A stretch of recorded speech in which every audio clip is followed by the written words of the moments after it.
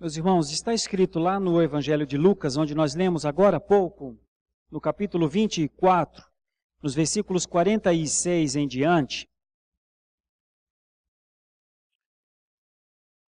uma forma muito direta de Jesus falar aos seus discípulos.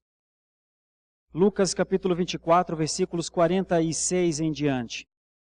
Ele lhes disse: assim está escrito que o Cristo havia de padecer e ressuscitar dentre os mortos no terceiro dia, e que em seu nome se pregasse arrependimento para a remissão de pecados a todas as nações, começando em Jerusalém. Uma das coisas que nós não podemos negar, meus irmãos, é muito lúcido, é muito claro para nós, é que o Senhor Jesus tinha um plano, e o plano era esse. Ele diz isso aos seus discípulos aqui. Este era o plano e eu cumpri o plano. Este era o plano. Eu fiz tudo o que o Pai quis. Eu cumpri o plano. Contudo, ele inclui estes discípulos no plano dele. E como ele inclui os discípulos no plano? No versículo 47, diz que, por conta disso, logo após a ressurreição dentre os mortos no terceiro dia, que em seu nome se pregasse arrependimento para a remissão de pecados a todas as nações. Mas quem faria isso?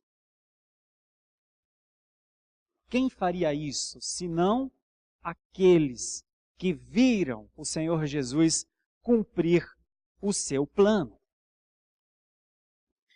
Nós vamos encontrar passagens muito claras também que mostram os discípulos entendendo isso, entendendo a sua inclusão no plano. E um dos textos mais conhecidos nossos, e lidos, e relidos, e pensados, é justamente Atos 2:42. Para frente. Vou ler apenas o texto e vou para frente. Mas Atos 2:42 em diante, diz: e perseveravam na doutrina dos apóstolos e na comunhão, no partir do pão e nas orações. Em cada alma havia temor e muitos prodígios e sinais eram feitos por intermédio dos apóstolos. Todos os que creram estavam juntos e tinham tudo em comum. Vendiam as suas propriedades e bens, distribuindo o produto entre todos à medida que alguém tinha necessidade. Diariamente, perseveravam unânimes no templo, partiam pão de casa em casa e tomavam as suas refeições com alegria e singeleza de coração, louvando a Deus e contando com a simpatia de todo o povo. Enquanto isso, acrescentava-lhes o Senhor, dia a dia, os que iam sendo salvos. Nós encontramos aqui no texto instrução, comunhão, adoração, serviço. Enquanto o povo entendia a instrução, vivia em comunhão, praticava a adoração, servia, o que Deus fazia? Dava prosseguimento no plano. Acrescentava o Senhor, dia a dia, os que iam sendo salvos. Meus irmãos, é inegável que o Senhor Jesus veio para salvar. É inegável que o Senhor Jesus veio, cumpriu à risca, ainda que não compreendido, ainda que ofendido na cruz, ainda que ridicularizado, questionaram o seu poder na cruz, mas não era falta de poder, era excesso de amor. João diz que era por amor. Só que assim que o Senhor Jesus ascendeu e voltou para posicionar-se à destra do Pai, onde as Escrituras dizem que ele reina com o Pai, onde as Escrituras dizem que ele reinará para a justiça, até o dia de colocar os inimigos, todos, sob o escabelo dos pés do Senhor, o Rei da Justiça voltou a reinar. No seu reino, ele diz ao ladrão da cruz da esquerda, ainda hoje estarás comigo no paraíso. Quando ele diz, lembra-te de mim quando vieres no teu reino. Não quando eu vier no meu reino. Ainda hoje, ou já agora estarás. Só um rei pode incluir mais um súdito no seu reino dessa forma. Paulo diz aos Coríntios que um dia ele entregará o reino ao seu pai. E o pai, então, e Deus será tudo em todos, é a expressão que Paulo usa aos Coríntios. O sumo sacerdote para sempre, segundo a ordem de Melquisedeque, verteu o seu sangue do cordeiro que ele mesmo era. O rei supremo da justiça estabeleceu o seu reino. Está reinando. Por quê? Por conta do plano. O plano dele sempre foi salvar. Quando ele se tornou o Salvador, ele incluiu estes simples homens no projeto. Um projeto que Paulo disse, minha alegria é ser um cooperador, um anunciador, um proclamador, para que haja fé em Cristo, para que haja salvação, para que haja redenção, para que o ser humano, dia após dia, vá sendo ganho. Esse é o plano do Senhor. E eu faria essa pergunta, é o nosso plano? Nós já entendemos o plano de Deus para as nossas vidas? Talvez sim, mas talvez não, irmãos. Bom, eu quero desenvolver umas ideias aqui, pelo menos 5 ideias nessa manhã, sobre o plano de Deus e a continuidade do plano de Deus através de nós, conosco, por privilégio, não por capacidades, mas por misericórdia. Meus irmãos, é uma data muito forte para a minha Páscoa, muito forte. Eu preciso realmente me cuidar para... eu quando lembro, eu tenho vontade de chorar nesse dia, de muita alegria, porque eu nasci nesse dia. Foi numa Páscoa. Foi num dia que uma igreja investiu em vidas, queria investir em vidas, não tinha condição, não tinha dinheiro para proporcionar um acampamento de Páscoa. Correu-se o risco de não ter o acampamento de Páscoa, até que conseguiram um local gratuito, num parque de exposições, numa cidade, lá no sul. E essa igreja conseguiu fazer o retiro de Páscoa. E eu conheci a Cristo nesse retiro de Páscoa. E eu me lembro que no dia, alguns amigos meus que conheceram a Jesus um pouquinho antes de mim, estavam nesse dia. Dentre eles o Leandro, meu irmão de sangue e de fé, tinha se convertido há não muito tempo também. Tinha conhecido a Cristo não muito tempo antes. Um outro irmão nosso, pastor Sadiomar, que já pregou aqui numa conferência missionária, estava nessa manhã também, e eu me lembro claramente deles ali naquela manhã. E mais 2 nossos outros irmãos, que hoje são presbíteros na igreja onde nós conhecemos a Cristo, lá na cidade de Francisco Beltrão, no Paraná. O Jorge e o Leuci. Meus irmãos, A morte e a ressurreição do Senhor Jesus Cristo, ela produziu na igreja seguinte, logo a seguir, nos apóstolos, em quase a maioria dos apóstolos, o sacrifício de suas próprias vidas. Mas não parou nos apóstolos. É contado que alguns mártires se levantaram logo depois, no primeiro século, e não temeram entregar suas vidas por ele. Quem entrega sua própria vida por alguma coisa que pode não ser verdade? Não para os discípulos e não para os mártires. Justino, o mártir, perdeu a vida por Cristo, unicamente por Cristo. Filo e Joséfo contam que houve um outro homem chamado Policarpo de Esmirna. Policarpo foi para a fogueira e o fogo não o consumia. Por algum motivo o fogo não chegava até ele. E então o homem que estava... esqueci o nome dessa função terrível, que era matar o carrasco. Cravou uma faca nele e ele morreu numa mistura de fogo com sangue que corria sobre o fogo. É contado que, alguns séculos depois, um homem chamado John Hus foi levado à fogueira também, um pouquinho antes da reforma.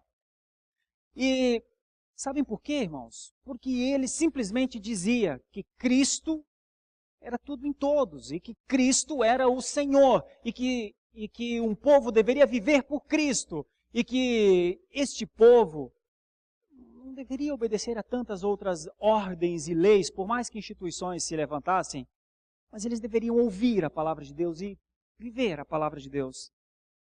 Ele foi morto, e quando ele foi morto, conta a história que o carrasco e mais outras pessoas que estavam ali diziam ou disseram a ele: John Hus, nós entregamos o teu corpo ao fogo e entregamos a tua alma a Satanás. E Hus teria dito: podem entregar o meu corpo às chamas, mas a minha alma deixa que eu mesmo entrego ao meu Senhor e Redentor.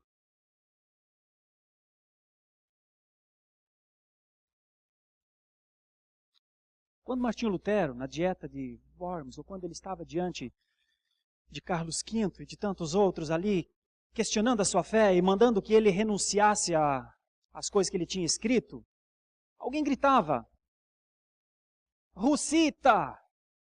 Como que dizendo: herege, tem que ir para o fogo, como foi John Hus. Lutero talvez não fosse um grande conhecedor, não conhecia talvez essa parte de John Hus, e não queria ser um herege. Então ele se indignou e ele disse: não, eu não sou como John Hus, eu não sou um herege, eu não tenho que ir ao fogo. Alguma discussão paralela ao momento. Mas como lhe foi dado 14 horas para pensar acerca dos seus escritos, na noite ele foi consultar com pessoas acerca de John Hus. E ele voltou no outro dia e ele disse: eu e John Hus pensamos a mesma coisa. Eu sou sim um Russita. E então eles disseram: esses escritos são teus. Retrata-se acerca desses escritos. Ele disse aquilo que todos já sabem: se não me convencerem pelas escrituras, ou por um argumento lúcido e saudável, não posso negar. E não nega. E então, quando os soldados espanhóis o levam para fora, todos gritam: ao fogo, ao fogo. Naquele momento, Lutero poderia ter ido ao fogo. É contado que por conta de um salvo-conduto, o mesmo que John Hus teve, mas lhe foi negado e por isso ele foi morto, dessa vez em Lutero foi cumprido.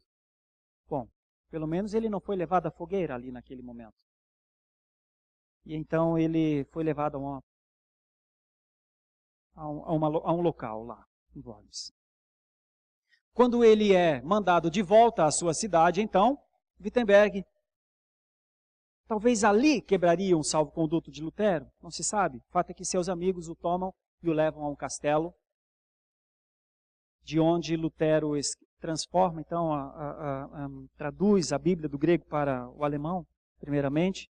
Fica algum tempo nesse castelo e lá usa um nome, não de Martinho Lutero, mas não tenho bem certeza se é exatamente esse nome, mas é Jon Cur Jorg, parece-me. E por algum tempo seus escritos levam esse nome. Meus irmãos, o cristianismo nem sempre foi águas tranquilas. Se nem sempre foi águas tranquilas para esses nossos homens, se o cristianismo que existe hoje é um cristianismo sedimentado sobre, primeiro, o sangue do nosso Salvador e depois o sangue das testemunhas, não é assim que está escrito aqui na palavra em Mateus 24, 48, vós sois testemunhas dessas coisas? Meus irmãos, se o cristianismo sempre teve a sua base no testemunho, por que deixaria de ter agora? Então, essa aula nessa manhã, irmãos, eu brinquei com o reverendo Daniel no começo, disse, reverendo Daniel, eu vou ministrar uma aula de autoajuda hoje. Mas eu sou o contrário, eu estou de qualquer autoajuda. Eu quero, de alguma maneira nessa manhã, incentivar você a viver uma vida cristã que seja da dignidade destes homens, a começar do nosso Senhor e Salvador Jesus Cristo, e depois de todos aqueles, muitos dos quais realmente entregaram suas vidas porque creram. Resolveram se posicionar, como está escrito em Hebreus, muitos foram cortados ao meio por causa dessa fé. Eu gostaria muito de, nessa manhã, falar com você um pouco sobre essa linha de raciocínio que está na Palavra de Deus e que pode nos ajudar. Ok. Preciso só ir devagar aqui. E a ideia que eu começo a falar nessa manhã é sobre esta ideia aqui, um cristianismo proativo. Irmãos, nós vamos ver aqui o que isso quer dizer. Mas não tem como ter proatividade sem um plano. Eu li num livro alguns dias atrás que a grande diferença entre uma igreja proativa e uma igreja reativa é que a igreja reativa reage às situações. O foco dela é reagir às situações. O foco dela é se defender. E uma igreja proativa é uma igreja que tem um plano. Uma igreja reativa não precisa de plano, ela reage aos fatos. Uma igreja proativa caminha dentro de planos, de ideias. Eu quero falar nessa manhã sobre basicamente 5 coisas. Quero falar sobre o culto. O que é o culto transcendente? O que é o culto ao Senhor? Porque talvez, irmãos, talvez, e é possível mesmo, talvez muitos cheguem à igreja com a única ideia de se alimentar no culto. Às vezes fica 2 domingos sem vir e pensa, não, mas eu tenho que ir porque eu preciso me alimentar. Irmãos, a primeira ideia do culto é adorar ao Senhor. Eu quero falar sobre isso nessa manhã. Isso não tem a ver com nossas necessidades lá de casa, isso tem a ver com nossa responsabilidade ao Senhor. Por isso, cultuar ao Senhor não é motivado pelas nossas necessidades, é motivado pela obediência. A primeira ideia é de um culto ao Senhor, a transcendência. A segunda ideia que eu quero trabalhar nessa manhã é sobre a imanência, que é essa, se no culto a visão é basicamente vertical, e é mesmo. Primeiramente ele é o público, ele é o único público, irmãos, do culto. Então, na vida cristã tem esse aspecto imanente também, que é quando a gente se relaciona, quando a gente convive, quando a gente se ajuda, quando nós olhamos uns para os outros e por trazer-nos no coração, nos importamos e convivemos uns com os outros. Uma terceira ideia que eu quero trabalhar nessa manhã é sobre a liderança. A igreja cristã precisa de líderes, irmãos. O gargalo de crescimento de uma igreja passa pela liderança. De nada adianta nós termos 1.000 pessoas aqui, 2.000 pessoas aqui, se os líderes não entenderem a sua função de suporte e trabalharem mesmo pelo povo que Deus deu para eles liderarem. Quarta ideia que eu quero trabalhar nessa manhã é sobre evangelismo. A ressurreição está ligada a evangelismo. Ele disse isso, aí no versículo 47. Para que em seu nome se pregue arrependimento de pecados. Não existe igreja sem evangelismo, irmãos. Não há saúde na igreja quando não há evangelismo na igreja. Mas como se faz isso? Então é o quinto ponto que eu quero trabalhar. Algumas metodologias possíveis. Não metodologias só para pensarmos à distância, mas metodologias possíveis de uma igreja como a nossa. Então é uma aula bastante prática com essa ideia. A ideia da proatividade. Bom, o significado básico do termo proatividade é antecipação aos problemas, busca ativa por oportunidades, planejamento e execução de ideias, superação de obstáculos. É tudo que uma igreja precisa fazer. Se não quiser ser uma igreja reativa, precisa ir em frente naquilo que é o plano do Senhor. O termo proatividade é novo. Os que estão mais distantes provavelmente não vão conseguir ler. Eu leio. Tem sua origem na psicologia experimental na década de 30, nos campos de concentração da Segunda Guerra Mundial. Um homem chamado Viktor Frankl perdeu sua esposa, pai, mãe e filha, e família. Mas decidiu que mesmo sob as piores condições, pode-se criar e encontrar um significado para a vida. Meus irmãos, as pessoas estão em busca de significados. Eu atendi nesta semana uma mãe e uma filha, e a mãe disse para mim, uma mãe, uma filha e um filho, e um genro, disse para mim, o mundo tem mudado os princípios, e é verdade. Páscoa para nós, irmãos, para os nossos filhos, via de regra é um feriado prolongado. Via de regra são as comemorações, são as cores. Contudo, meus irmãos, isso é a mesma coisa que dizer para o sol, para mim tu não será mais sol. Não, o sol continua sendo sol. Assim como a Páscoa continua sendo a data do Filho de Deus ressuscitado. Ainda que o mundo mude, ainda que as crianças se esqueçam, continua sendo. A vida perdeu significado, meus irmãos. Quem pode trazer significado às pessoas das quais a vida está se perdendo é a igreja. Quando nós conseguimos trazer alguém para ouvir a pregação da palavra de Deus, nós estamos contribuindo para que essa pessoa passe a ter um significado na sua vida. Então, isso é um ato muito proativo. Se as pessoas procuram um significado para a vida, a igreja pode sim trazer este significado. O primeiro ponto é conhecer a Deus. Como se relaciona uma vida com Deus? No texto de Romanos 12, nós vamos percebendo que Deus é o centro de tudo. Que Ele fala. No culto ao Senhor, Ele fala, nós respondemos. No culto ao Senhor, a ênfase sempre recai sobre a pessoa de Deus. O que nós fazemos no culto ao Senhor? Nós respondemos a Deus acerca de Ele ser quem Ele é.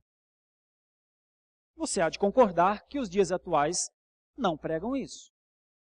E então, muitas pessoas entram às igrejas evangélicas, protestantes, eu prefiro o termo protestante, acho que nós somos uma igreja protestante, e devíamos sempre, cada vez mais, caminhar nessa direção. Nós somos uma igreja protestante, porque mesmo o termo evangélico está se esvaziando de sentido.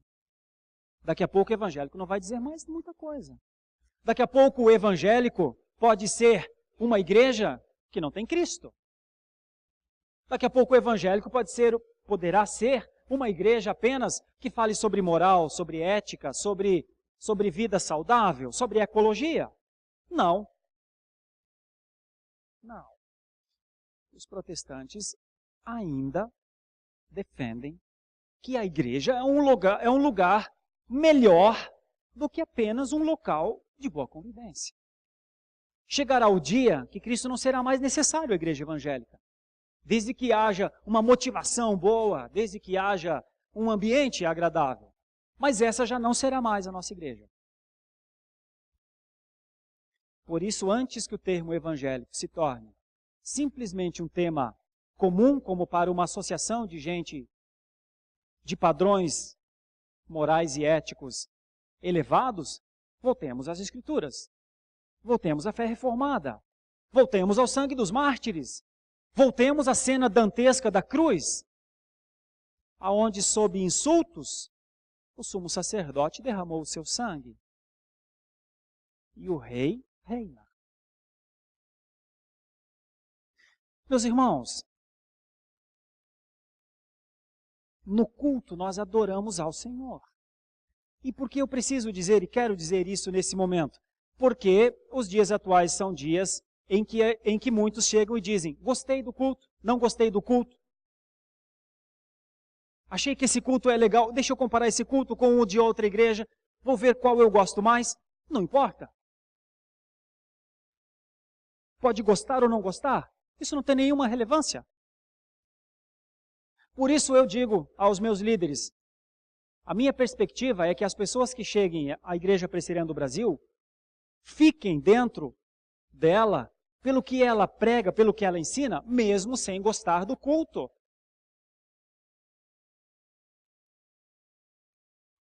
Provavelmente um culto reformado em que atribui toda a glória ao Senhor e reconhece o pecado do homem, não vai agradar mesmo. Esse não é um local para sermos agradados. Esse é um local para reconhecermos o nosso pecado, as nossas carências, nos curvarmos diante de Deus, que tem poder para salvar e para perdoar os nossos pecados e purificar de toda injustiça. No culto a gente faz isso.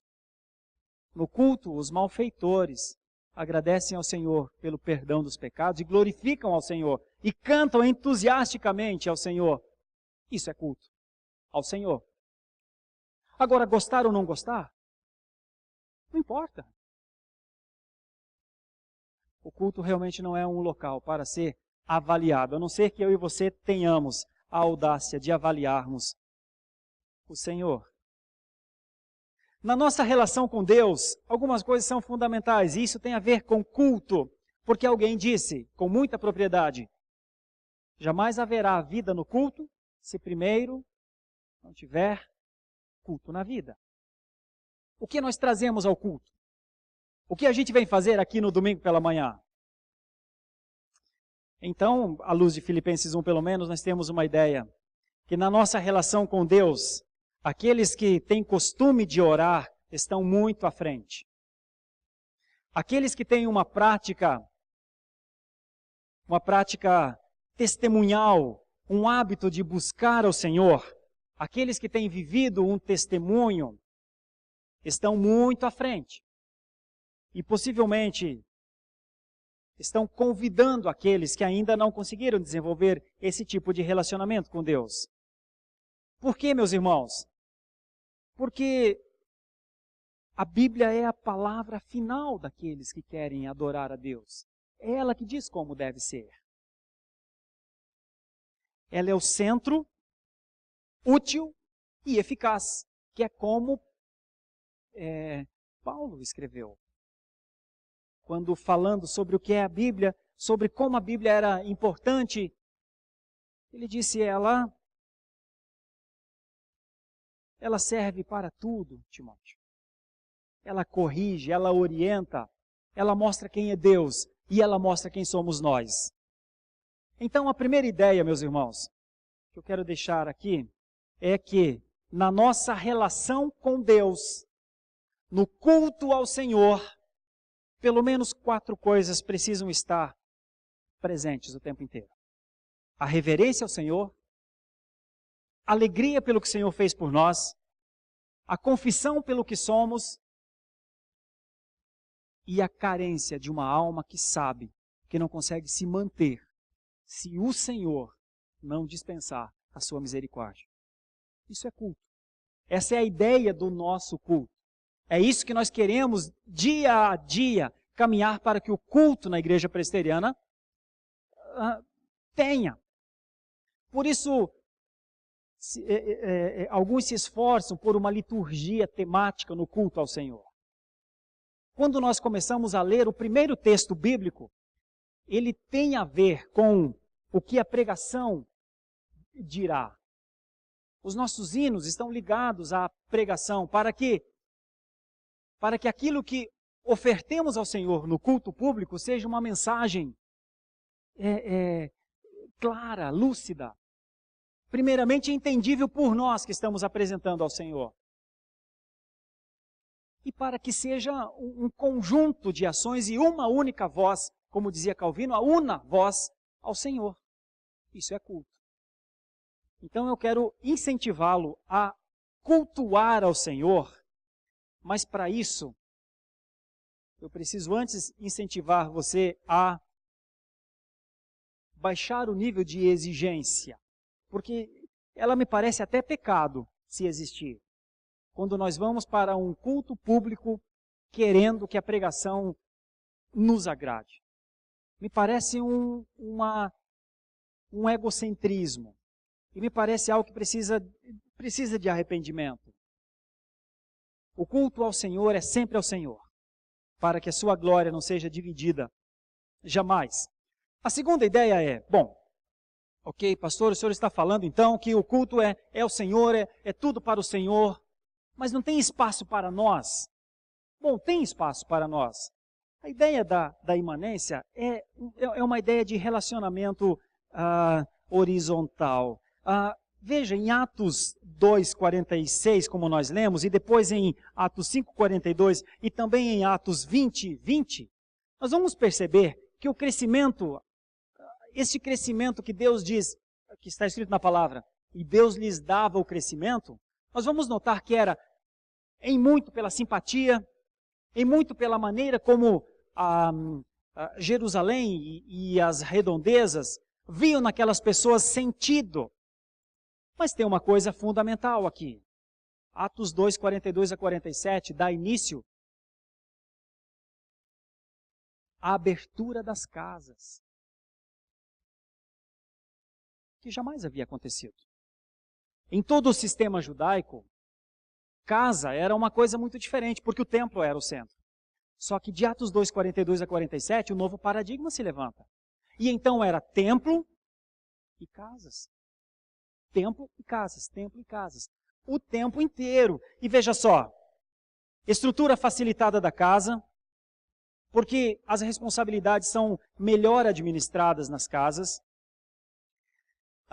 Quando as casas são abertas e pequenos grupos começam a se reunir para estudar a palavra de Deus, o nível de prestação de contas e cuidado com os irmãos se eleva. Veja só, não lembro quem foi que falou, mas um dia alguém disse para mim aqui no salão social: reverendo, eu estou assustado. Tem muita gente nova na igreja e eu não conheço quase ninguém. E agora, como é que faz? E eu disse para essa irmã: ok, temos um bom problema então. Um ótimo problema, mas não é minha intenção que essa igreja tenha 2.000 membros e ninguém se conheça. Bom, como é que isso pode acontecer? Como é que nós podemos desenvolver boas amizades? Se não for pelas casas, vai demorar muito. Então, essa é uma ideia da imanência, é o dia a dia, é a relação com o ser humano. Irmãos, a relação com o ser humano, ela está ensinada em alguns lugares na Escritura. Um dos lugares particularmente marcante para mim é João 13, que é quando Jesus realmente se faz um servo dos seus discípulos. E diz que quem quiser ser o maior deve ser o menor. E lá no versículo 34, ele vai dizer, amai-vos uns aos outros, assim como eu vos amei. Então o cristianismo, ele tem uma ideia de voltar-se para o Senhor o tempo inteiro. Isso é cristianismo reformado. O Senhor é o centro, a Ele toda adoração, o tempo inteiro.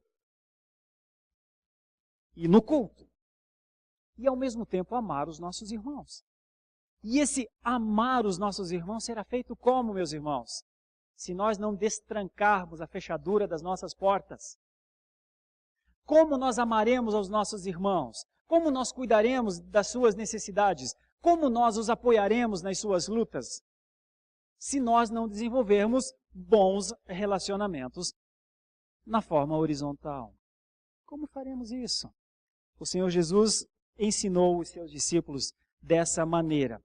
Meus irmãos, eu coloquei essa foto aqui, porque essa foto é emblemática. Eu já vou dizer para vocês de onde ela é. O texto de 2 Timóteo capítulo 2, versículos 1 a 3, diz assim, Paulo está falando a Timóteo, e ele diz, Timóteo, fortalece-te na graça que está em Cristo Jesus. E o que aprendeste de mim, transmite a homens idôneos e fiéis. E diz mais alguma coisa nesse versículo.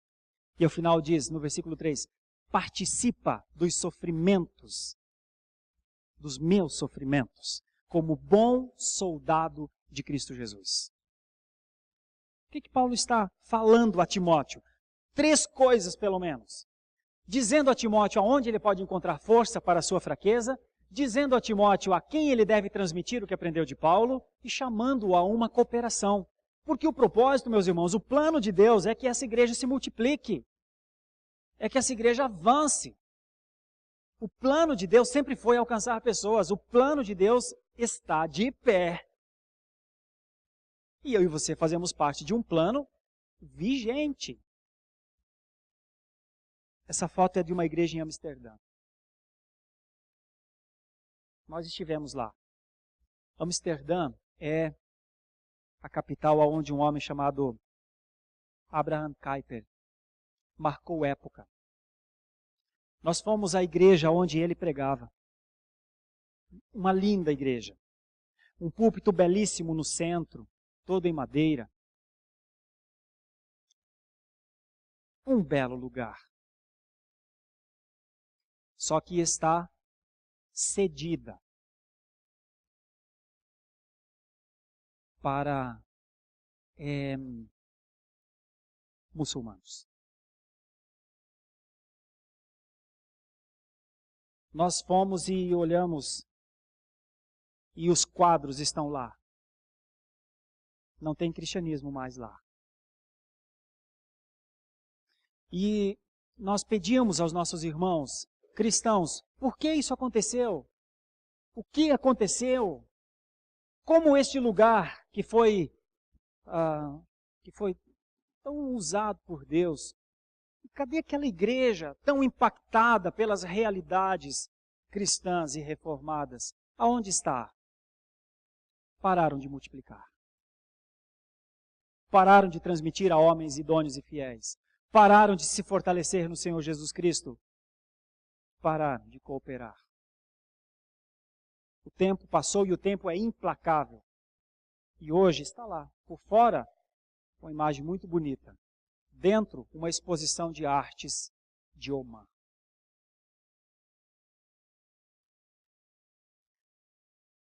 Meus irmãos, quando o propósito deixa de ser o que é verdadeiramente o cristianismo, só sobra a construção. Já não é mais nada. A construção já não quer dizer mais nada. Poderia mudar, poderia tirar todas as coisas que estejam ligadas a uma ideia de igreja. A construção não faz mais sentido. Se o cristianismo não fizer sentido no coração, se ele não tornar a alma flamejante, a construção passa. Terremoto derruba.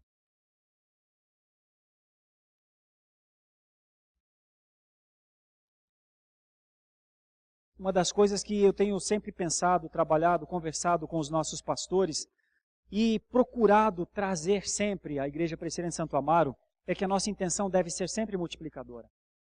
Nossa intenção deve ser sempre de correr contra a correnteza. Deve ser sempre... Agora, como é que se tem essa intenção multiplicadora? Nós não conseguimos fazer isso se primeiramente não tivermos esse compromisso com o Senhor. Nós não conseguimos fazer isso se não tivermos uma agenda prática. E a agenda prática que eu digo é assim. No domingo, se chover, se fizer sol, se cair granizo, se cair neve, às 9 horas, eu estou no culto com os meus irmãos. Se eu puder, se dentro da minha agenda, eu conseguir colocar terça-feira à noite é dia de discipulado, eu vou fazer discipulado com alguém. Se não colocar na prática, jamais será um discipulador. Se não colocar na agenda, terça-feira é meu dia de falar da Bíblia com alguém, jamais será um propagador do Evangelho. Ainda que goste, ainda que ache interessante, ainda que ache bonito.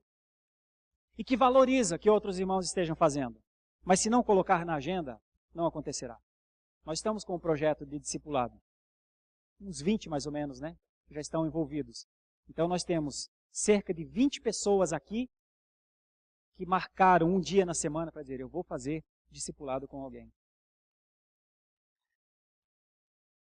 A intenção multiplicadora, além do compromisso com Deus, a agenda prática, precisa ter sempre em mente os pagãos. Eu sei que a palavra pagão é um pouco estranha,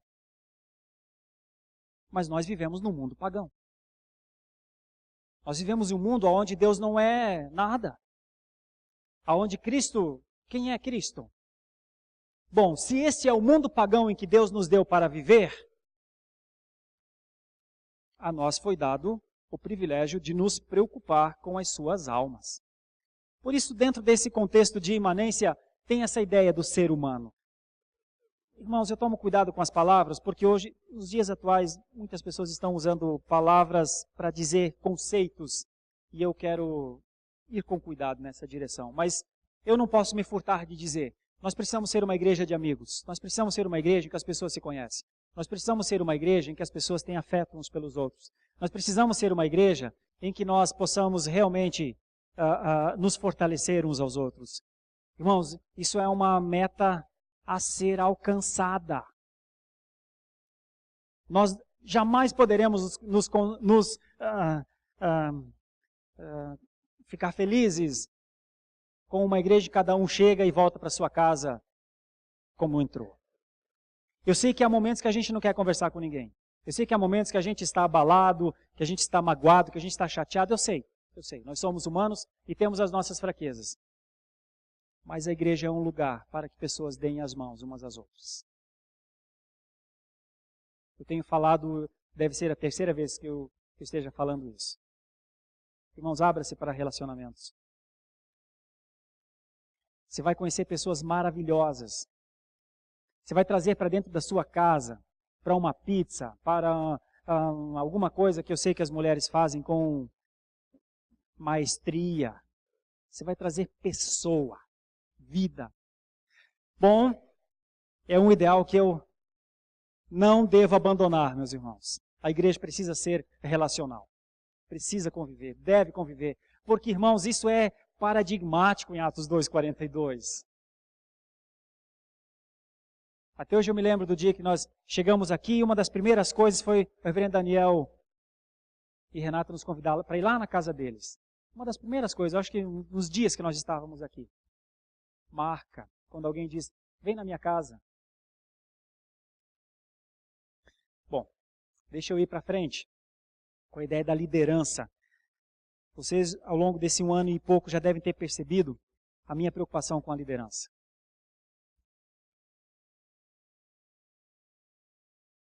A liderança tem uma ideia mais ou menos daquela foto lá. Eu sei que lá à distância não dá para ver. Mas tem muitas ovelhas.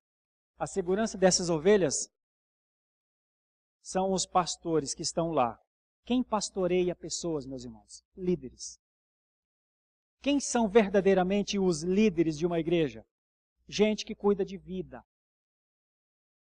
Vou abrir aqui uma pequena digressão em segundos para dizer, nós precisamos de líderes para os nossos pequenos grupos. Em determinado momento, eu falando com uma pessoa, dizendo, você tem capacidade para ser um líder de pequeno grupo? Ela disse assim para mim, reverendo, é um pouco difícil que o senhor me pede, porque é assim, eu vou à igreja e eu ouço as pregações. Um dia, prega Leandro Lima. No outro dia, prega Augustus Nicodemos. No outro dia, prega Solano Portela. No outro dia, prega Daniel Santos. Daí eu vou pregar? Quando eu for pregar lá na minha casa, quem vem?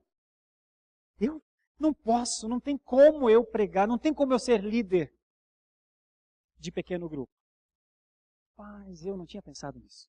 Quase que eu disse para ele, não dá mesmo. Mas eu não disse. Por quê? Por causa do conceito. Sabe quem é para mim um bom líder de pequeno grupo? Alguém que cuide de vidas. Lá no pequeno grupo, não é um lugar de cátedra. Lá no pequeno grupo, não é um lugar de uma exposição teológica. Lá não. Lá é um lugar de convivência, de comunhão, de olho no olho, de cuidado, de afeto, de ler as Escrituras, pensar nas Escrituras. Lá no pequeno grupo eu preciso de gente que saiba mais de vida. Lá no pequeno grupo nós precisamos de líderes de vidas. Por que essa pessoa estava com essa dúvida? Porque ela estava fazendo talvez a confusão entre o culto e o pequeno grupo. O culto é o lugar da imanência. No culto é a exposição fiel das Escrituras, a exposição reformada das Escrituras, como os nossos pastores têm feito. Então, eu quis dizer a ela, do seu jeito, você é um líder tanto quanto são estes que pregam aqui. Do seu jeito. E nós continuamos a precisar. E necessitamos de pessoas que lá no pequeno grupo estejam vivendo essa experiência de suportar pessoas. Nós precisamos de gente que gaste tempo na linha certa do que deve ser um líder. Adora a Deus, ama pessoas e usa as coisas. Lá, no dia a dia, nós precisamos de gente que gaste tempo para ser suporte. Quando Paulo falou a Tito, e também quando Pedro falou, Pedro deu ênfase a pelo menos, e Paulo também, a pelo menos 4 coisas que os líderes precisam ter. Isso sim, quando a gente fala de formação, e eu preciso me reportar aos tempos bíblicos, primeiramente era o seu caráter formado. Era quem eles eram como pessoa.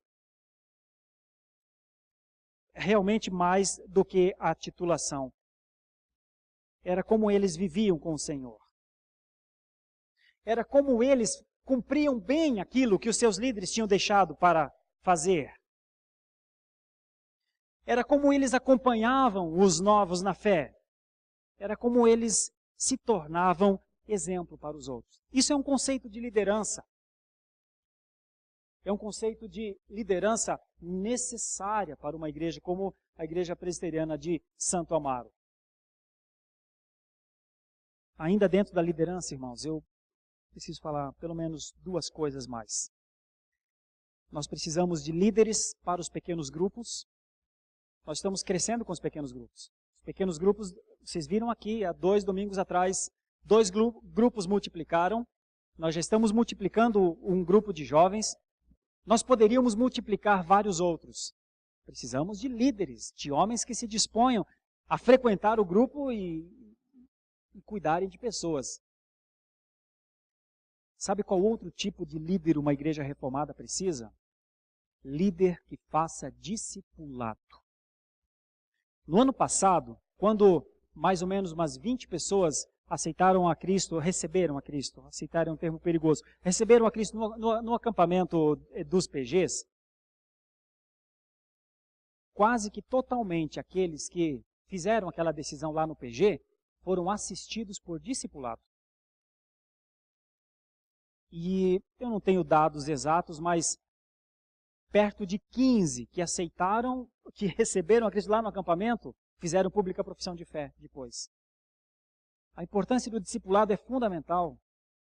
Sabem, agora nós estaremos no dia 16, 17 e 18 de maio, indo para o novo PG. Nós precisamos ter pelo menos 30 discipuladores. Nós temos o material, temos tudo. Precisamos de gente que cuide de gente. Porque as pessoas lá, naquele retiro, elas conhecem a Cristo mais de perto. Mas e depois? Quem cuida delas? O líder. Eu não sei quantos teremos, mas já quero deixar aqui um apelo. Nós precisamos de 30 líderes para suporte no próximo acampamento. De 30 líderes que conheçam as Escrituras, estejam dispostos a fazer discipulado com gente nova. Estejam dispostos a gastar um dia da semana para falar de Jesus e deste Cristo que nós tanto amamos e da vida eterna que Ele nos trouxe e dos cuidados que temos de ter com este mundo e da fé segura que precisamos ter para chegar lá naquele dia, o dia da glória. Bom, e nós caminhamos para o fim, já com a ideia então de evangelismo. Como é que é o evangelismo, meus irmãos? Talvez a pergunta seria, quanto semear? Quanto uma igreja como a nossa, qual o potencial que nós temos de semear? Se eu me reportar ao texto de 2 Coríntios, lá está escrito uma coisa muito significativa. Semeia pouco, colhe pouco. Semeia muito, colhe muito. Acredito, em via de regra é assim. Não como cálculo matemático, mas semear pouco sempre será sinônimo de colheita pequena. E semear muito é sinônimo de colheita grande. Então, a minha perspectiva, irmãos, é que a Igreja Presbiteriana de Santo Amaro seja uma igreja de evangelismo abundante. Ela já é, enquanto púlpito, enquanto mídia, que nós vamos falar à frente. Mas, irmãos, ainda há um potencial em nós como igreja, ainda há um potencial guardado em nós como povo de semeadura. Grande quantidade de sementes, lançamentos em todas as direções, maior possibilidade de germinação, maior possibilidade de colheita. Nós temos duas ideias. A ideia dos PGs, por exemplo, é a ideia de casa em casa. Como é que funciona? Qual é o propósito dos pequenos grupos numa igreja como a nossa? Muitas pessoas chegam à igreja de Santo Amaro não pelos PGs. Chegam por outros caminhos, chegam por amigos, chegam pela internet, chegam pelas necessidades, às vezes, pelas crises. Está tudo certo. Vontade desse pastor é que cada pessoa que chegasse à igreja de Santo Amaro conhecesse uma casa de um PG e fosse lá, ter o contato com as pessoas lá. Os nossos boletins sempre trazem dados, endereço, telefone de todos os nossos pequenos grupos. Agora, tem gente que chega pelo pequeno grupo. Eu estou lembrando aqui de pelo menos 3 pessoas que fizeram profissão de fé no ano passado, que chegaram pelo pequeno grupo. Elas chegam pelo pequeno grupo e o pequeno grupo as traz para a igreja. Então, o pequeno grupo funciona de 2 maneiras. Da igreja para as casas, as pessoas chegam e podem ter esse relacionamento nas casas, ou elas chegam das casas para a igreja. Qual é o objetivo de tudo isso, irmãos? É que tanto da igreja como das casas, a ideia é que haja relacionamento, que haja vida em comum. Então, de casa em casa é um conceito. Esse é um conceito bem interessante porque olhem esses prédios. Eu tirei essa foto do alto da Paulista. E eu olhei para aqueles prédios todos. Estou na Estação Paraíso, estou olhando a Paulista ao fundo. Jamais uma igreja entrará numa dessas casas. Jamais uma igreja conseguirá se estabelecer dentro de uma dessas casas, se não for só quando um morador cristão desses apartamentos abrir a sua casa. Por isso que casa abre casa. Eu sei que é possível ter um povo crente se reunindo lá no paraíso, mas ou como em todos os lugares da cidade, mas alguém tem que abrir a sua casa. A ideia de se reunir nas casas é muito simples. São os pontos aqui, que normalmente essa é a liturgia das casas, é o que se faz na casa. Todos os nossos cultos nas casas, todos os nossos pequenos grupos nas casas, obedecem a essa ideia aqui. O encontro, a exaltação, a explicação da palavra e o evangelismo. Casa abre casa.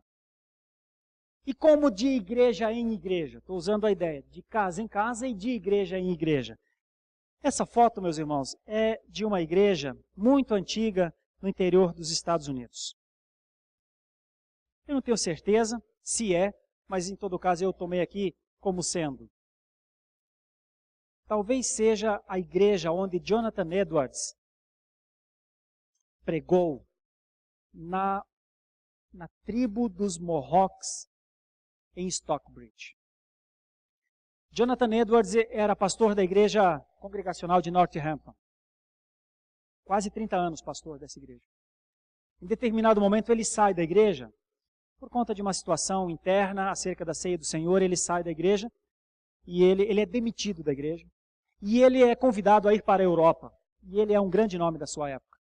Mas ele não vai à Europa e ele vai para uma tribo de moicanos e iuroques às margens de um rio chamado Stockbridge. E lá ele ensinava os índios e ensinava a algumas famílias de ingleses, de imigrantes ingleses que chegaram aos Estados Unidos. Irmãos, de igreja em igreja só acontece, assim como casa abre casa, igreja abre igreja, através dessa tríade aqui. Evangelismo, discipulado e missões.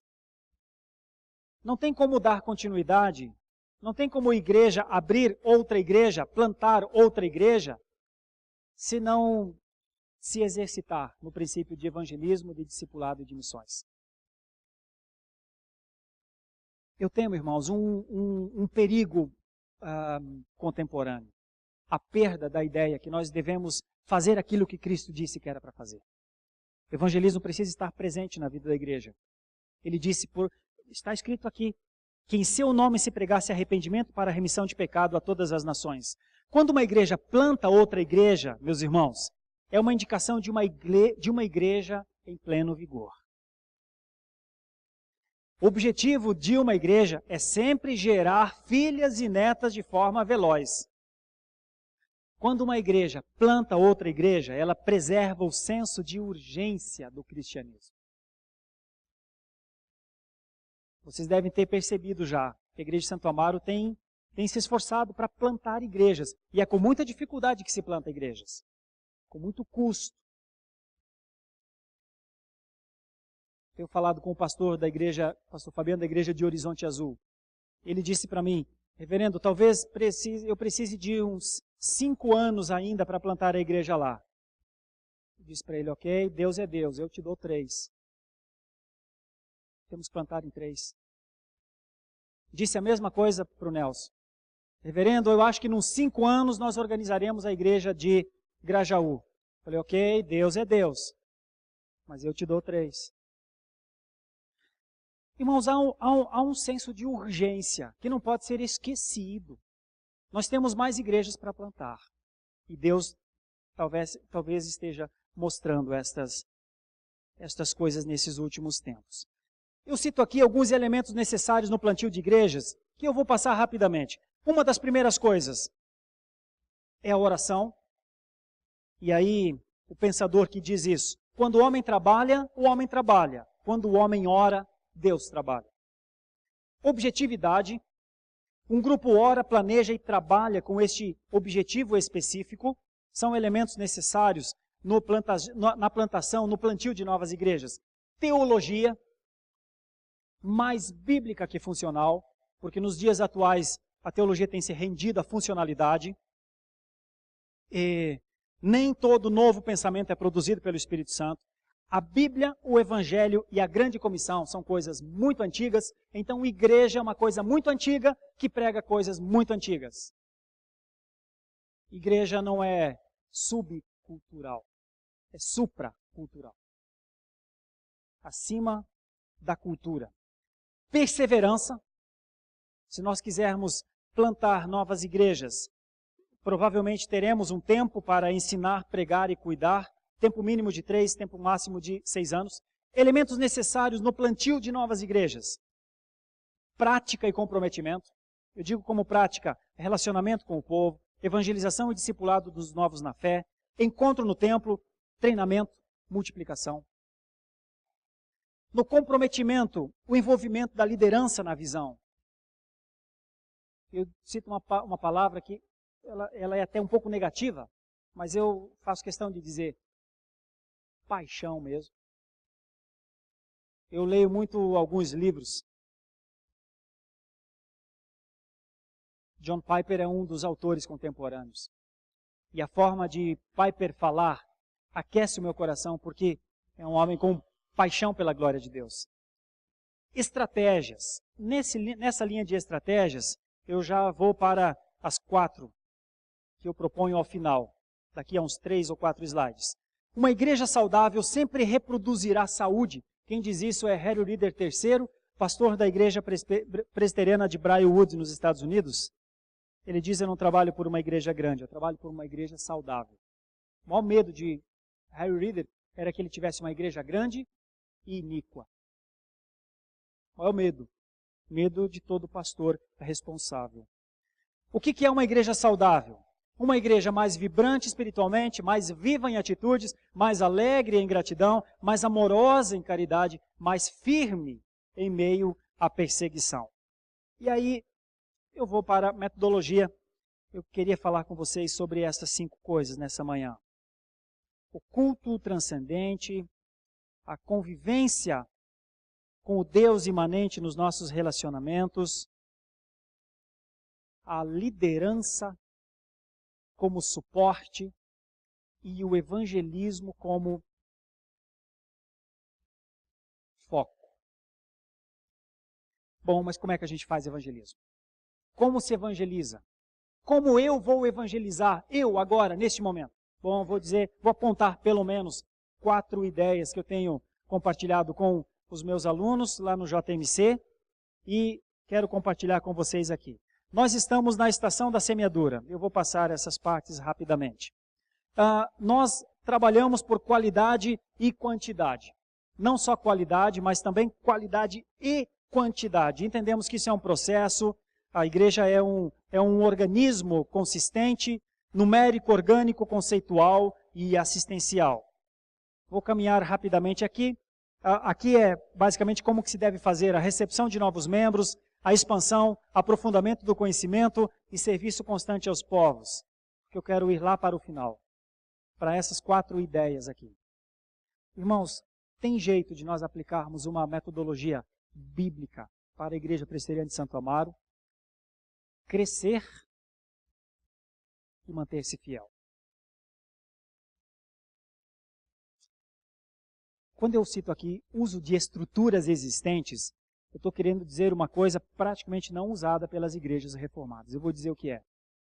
É quando Paulo usava o Areópago, quando Paulo usava a sinagoga, quando havia possibilidade de pregar no anfiteatro, lá ele pregava. Mas nós não temos nada mais dessas coisas.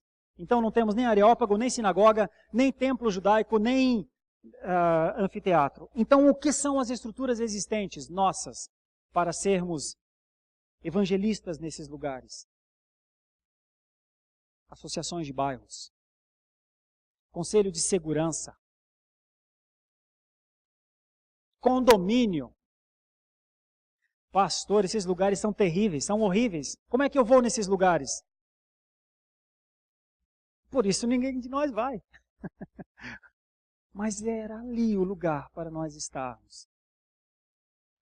Fazendo parte das esferas mais difíceis e talvez das esferas mais contraditórias e talvez dos lugares nos lugares em que nós, num primeiro momento, parece não temos nada com isso. Mas, meus irmãos, se nós entrarmos na reunião de condomínio do nosso prédio e falarmos, estou aqui disposto a ajudar, talvez até recebamos algum cargo lá. Eu sei que você fala, meu Deus, eu não quero isso. Mas deveria querer. Por Cristo. Deveríamos querer descobrir o que o Conselho de Segurança do nosso bairro está fazendo. Se chegarmos em qualquer um desses lugares e falarmos, estou aqui para ajudar de alguma forma, no dia que nós quisermos orar, eles deixarão a gente orar. No dia que nós dissermos, há uma igreja aqui perto que eu gostaria de te convidar para você cultuar a Deus, talvez pelo testemunho que demos lá, eles venham. Usar estruturas existentes é uma das coisas mais negligenciadas nos dias atuais. Poderia falar bastante sobre isso.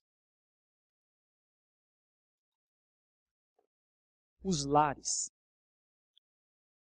A não ser que fosse uma heresia, a não ser que fosse antibíblico, a não ser que fosse proibido, a não ser que fosse dito só na igreja. Mas em nenhum momento a Escritura diz isso.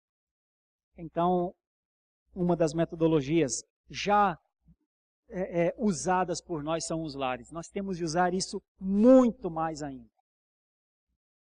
Estruturas existentes, lares.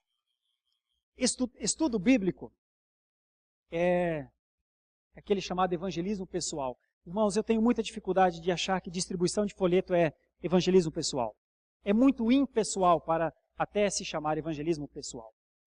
Evangelismo pessoal é mais ou menos como Filipe foi com o eunuco, narrado em Atos 8, 26 a 40. Quando se lê as Escrituras. Evangelismo pessoal, eu poderia citar vários exemplos, mas eu vou citar um rapidamente, de um homem que saía da sua cidade, ele morava numa cidade e trabalhava em outra, tinha pedágios no meio, então ele ia sempre na cabine número 3 e fazia evangelismo pessoal com aquela senhora da cabine 3. Não importava se as outras filas estivessem vazias, ele ia na cabine 3. E então deixava um folheto. E na outra semana ele passava de novo e deixava outro folheto. E depois ele passava de novo e dizia, leu aquele folheto anterior? Até o dia em que essa pessoa e algumas outras pessoas passaram a frequentar a igreja mais perto da sua cidade. Isso é um evangelismo pessoal mais pessoal. Mas por último, eu quero abordar a ideia da mídia. Na Escritura, a gente chama de literatura. Paulo escrevia as cartas, não é? Nós hoje não escrevemos mais cartas. Mas todos nós temos acesso às mídias sociais. Irmãos, eu quero fazer um apelo final. Use bem a mídia social. Use para o cristianismo verdadeiro, meu irmão. Leia texto bíblico, leia texto de bom pensador. Não preencha a sua mídia social com risos e brincadeiras. Irmãos, isso é um mau uso dessa metodologia que Deus nos deu. Deus nos deu a condição de nós interagirmos através da literatura, e como não temos hoje condição de escrevermos os livros, todos nós não temos, mas temos uma condição de espalhar o Evangelho, sim. E o meu apelo é que você use os seus amigos e o público que tem nas mídias sociais para desenvolver essa metodologia e, quem sabe, abrir a casa para receber pessoas. Eu volto a essa imagem final. Igreja é isso aqui, meus irmãos. É Deus com as suas mãos cuidando do seu povo. Reunidos dentro de uma igreja, que se confunde como uma casa, porque as pessoas estão de mãos dadas, olhando talvez para o mesmo lugar, para o Senhor. No templo e de casa em casa. Essa é a proposta talvez mais bíblica que exista para uma igreja. Deixo aberto se alguém quiser opinar, sugerir alguma coisa, e então depois oraremos e encerraremos essa escola bíblica dominical. Se alguém quiser perguntar, ou sugerir, ou opinar, ou concordar, ou discordar, esteja livre.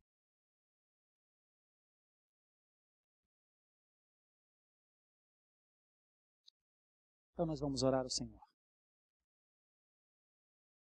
Sobre 5 coisas nós falamos nessa manhã. Culto a Deus, relacionamento